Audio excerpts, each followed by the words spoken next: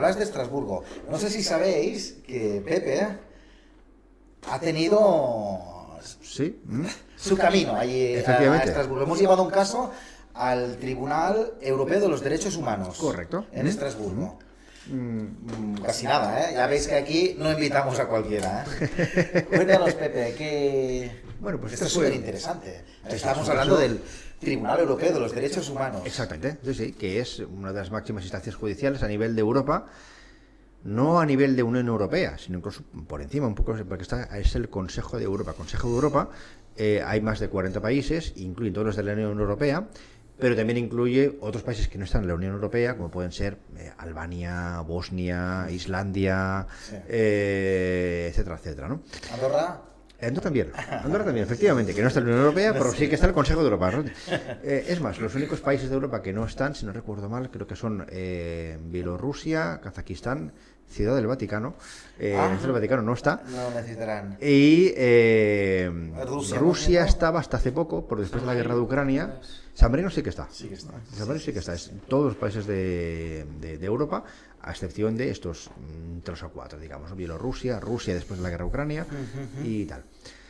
Entonces aquí este fue un caso de unas cajeras de Mercadona, ¿ah? Sí. Que les pusieron cámaras ocultas en los cajeros para ver si... Cámaras más ocultas sin que ellas lo supieran. Exactamente. De hecho había dos En el cámaras. almacén, quizás, o... No, en las cajas, Ah, en la zona de cajas. Había unas cámaras que eran visibles, normalmente, o así lo justificaron, para ver si había pues un atracador, un agresor y tal, que eso hasta cierto punto es razonable. Sí. Sí. Pero también había cámaras ocultas que enfocaban directamente a las cajas, a las cajeras. Ellos no lo sabían. Las acaban despidiendo y... ¿Por qué? Claro, les acusaban de coger productos sin pagar y de conchavarse, digamos, ¿no?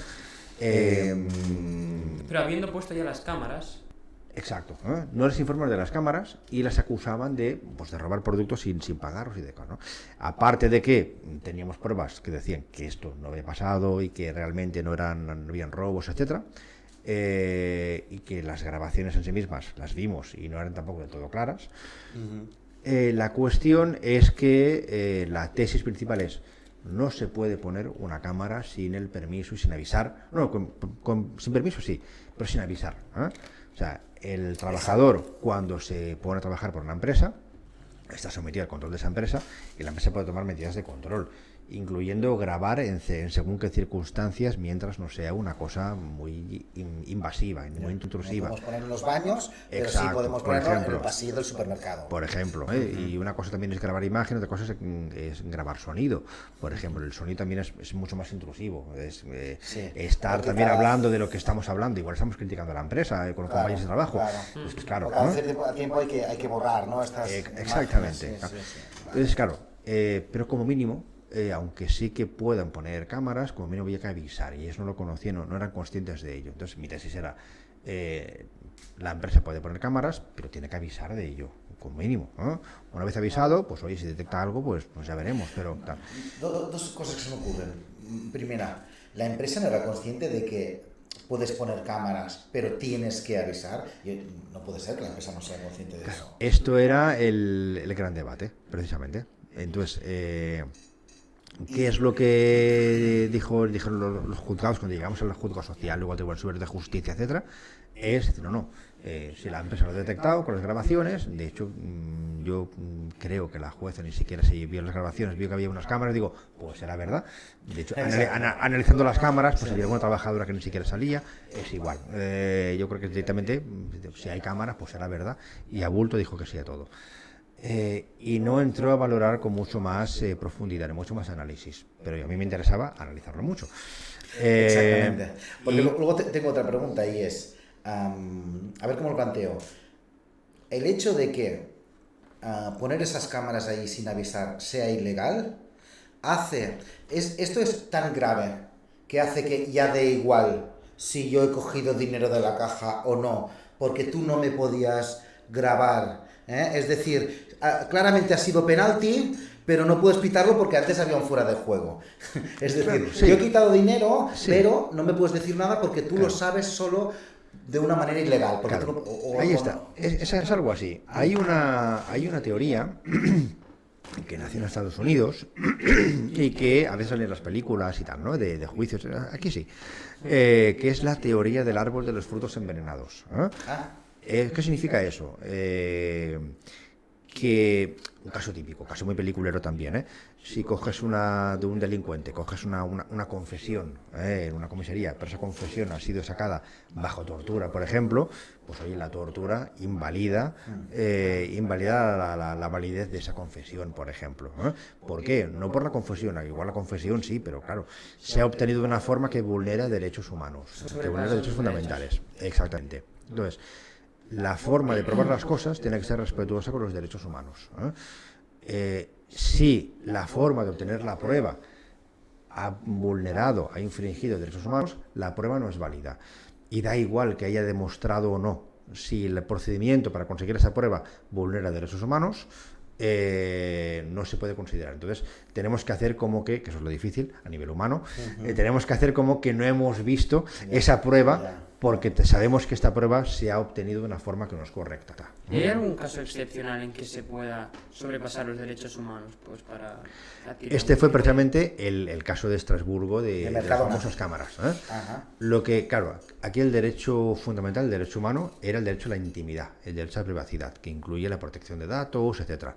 Bueno, en realidad son conceptos distintos, pero están muy vinculados, el derecho a la intimidad con el derecho a la protección de datos. Lo que vino finalmente a decir Estrasburgo es que es cierto que hay que avisar previamente, siempre, cuando hay alguna medida de ese tipo, de grabación, siempre hay veces que llamamos a alguna empresa y siempre nos dice, esta conversación puede ser grabada y tal igual, Sí. te están avisando, Claro, porque, y si tú no quieres que te graben, pues directamente cuelgas el teléfono, ¿sabes? Pero ya te están avisando, entonces tú puedes disponer, si lo sabes, si no lo sabes no puedes disponer, efectivamente. Entonces lo que viene a decir Estrasburgo es,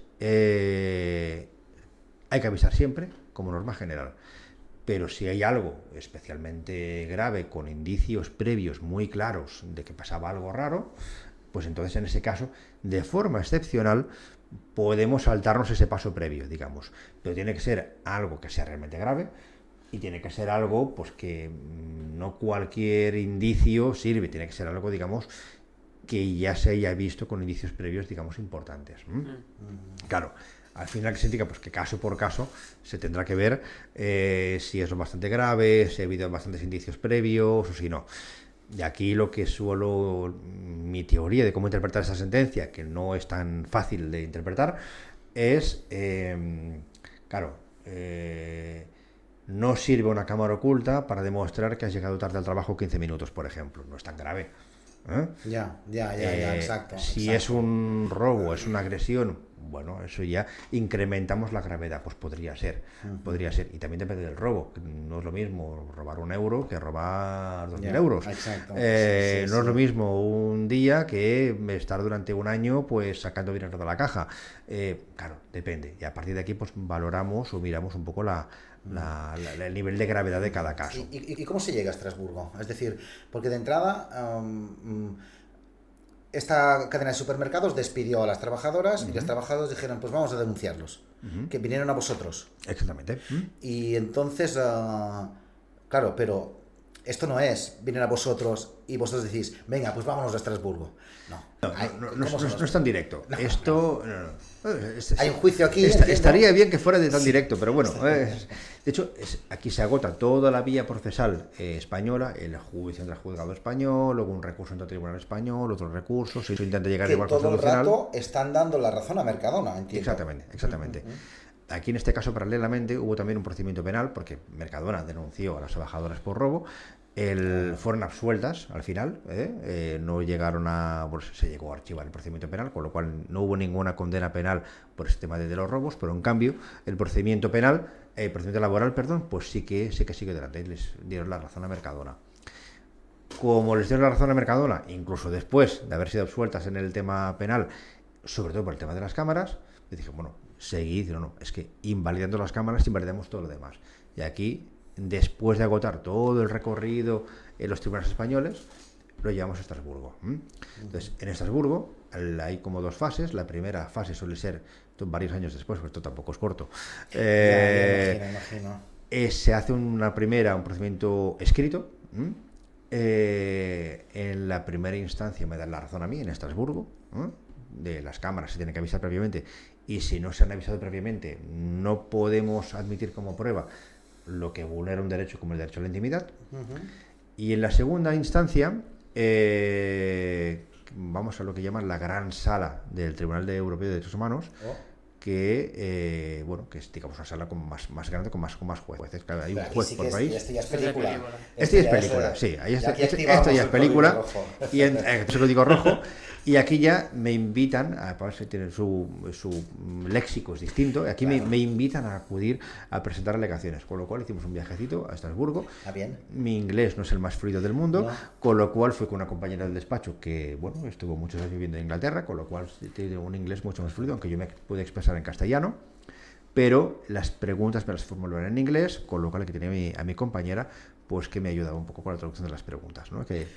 Sí, claro, porque además es que necesitamos ser perfectamente precisos y transmitir lo que queremos exactamente. Sí. Y bueno, y eso fue la experiencia de estar allí en Estrasburgo, con un montón de jueces, un montón de países distintos.